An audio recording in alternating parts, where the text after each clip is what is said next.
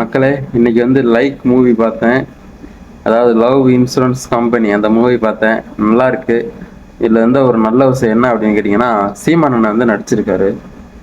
சீமான் அண்ணன் சொல்லுவாரு, சீமான் தம்பிகளும் சொல்லுவாங்க, அரசியலுக்கு சினிமாக்காரன் வந்தா அரசியலுக்கு இதோட ஒளிஞ்சான் அப்படின்னு இதோ விஜயோட இருக்கணும் அப்படின்னு சொல்லுவாங்க. ஆனா நீங்கெல்லாம் யாருங்கண்ணே சீமான் அண்ணன்? நீங்கெல்லாம் வந்து ஒரு நடிகர் தான். நீங்க வந்து ஒரு நடிகர், விஜயாவது ஒரு நடிகர் மட்டும்தான். நீங்க வந்து ஒரு இயக்குனர், நடிகர், ப்ரொடியூஸ் பண்ணீங்களான்னு தெரியல. இவ்வளோ இருக்கீங்க. நீங்களும் ஒரு நடிகர் தான். ஒரு நடிகரே நம்ம ஒரு துறையில இருக்கவங்களே நம்ம துறையில இருக்கவங்கள அசிங்கப்படுத்தலாமா சீமான் அண்ணன்? என்னண்ணே, இந்த படத்துல லைக் படத்துல எவ்வளோ அழகா சென்டிமெண்டா சூப்பரா நடிச்சிருக்கீங்க. இதே மாதிரி நீங்க நிறைய படம் நடிக்கணும், அதெல்லாம் நாங்கெல்லாம் பார்க்கணும்னு ஆசையா இருக்கு சீமான் அண்ணன். விஜய் அண்ணனோட நீங்க தான் வந்து சென்டிமெண்ட்ல கலக்குறீங்க. சூப்பரா நடிச்சிருக்கீங்க. அதனால நீங்க தான் இனிமே வந்து படம் நடிக்கணும். இந்த படத்துல பாத்தீங்கன்னா அந்த கேரக்டருக்கும் உங்களுக்கும் அப்படியே கச்சிதமா பொருந்திருச்சு. அதுல வேற படத்துல வந்து தமிழ்ல வேற பேசுறீங்க. அதனால ரொம்ப பிடிச்சி போச்சுங்க உங்களை சீமான் அண்ணன். உங்களை வந்து ஒரு அரசியல்வாதியை பார்க்கறத விட உங்களை வந்து ஒரு ஆக்டரா பார்க்க தான் எங்களுக்கெல்லாம் பிடிச்சிருக்கு. ஏன்னா அங்கதான் நீங்க வந்து நல்லா நடிக்கிறீங்க.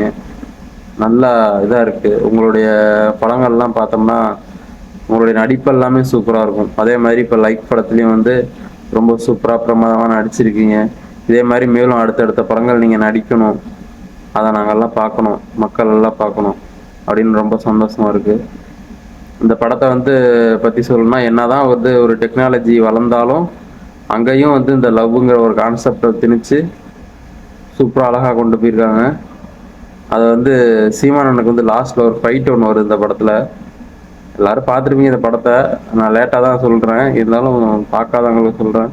சீமானன் அந்த ஒரு 2 சீன் தான் அடிக்கிற மாதிரியான ஒரு சீன். அது இவ்வளோ சூப்பரா பண்ணியிருக்காரு. சீமானன் ஹீரோவா நடிச்சு ஒரு படத்துல ஒரு 4-5 ஃபைட் சீன் வச்சா எப்படி இருக்கும்னு நினைச்சு பாருங்க.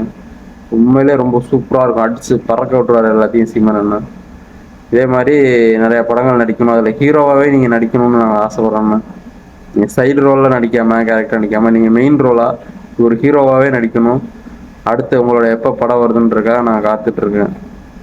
தயவுசெய்து என்ன இந்த மாதிரி சைடு ரோல்லாம் நடிக்காதீங்கண்ணே.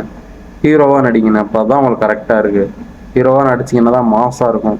அதுல ஒரு 4-5 ஃபைட் சீனு, ஒரு 2 லவ் சாங்கு, ஒரு ஹீரோ இன்ட்ரோடக்ஷன் சாங்கு, இந்த மாதிரி எல்லாம் வச்சா இன்னும் சூப்பரா இருக்கும். இதே மாதிரி மேலும் மேலும் நல்ல படங்கள் பண்ணுங்க. அரசியல் உங்களுக்கு செட் ஆகலைன்னு நினைக்கிறேன். அரசியலை விட்டுருங்க. ஆனா சினிமாவில் வந்து அரசியலுக்கு அரசியல்ல உங்களுக்கு ரசிகர்கள் இருக்காங்களான்னு தெரியல. ஆனா சினிமா துறையை சார்ந்து உங்களுக்கு ரசிகர்கள் நிறைய இருக்காங்க. நானே உங்களுடைய ரசிகர் தான். ஏன்னா உங்களுடைய படங்கள்லாம் பார்த்தா எனக்கு அவ்வளோ பிடிக்கும். உங்களுடைய அடுத்து இந்த படம் வந்துச்சுன்னா ஃபர்ஸ்ட் படம் ஹீரோவா வந்துச்சுன்னா ஃபர்ஸ்ட் ஷோ தேட்டரில் நான் போய் பார்ப்பேன்.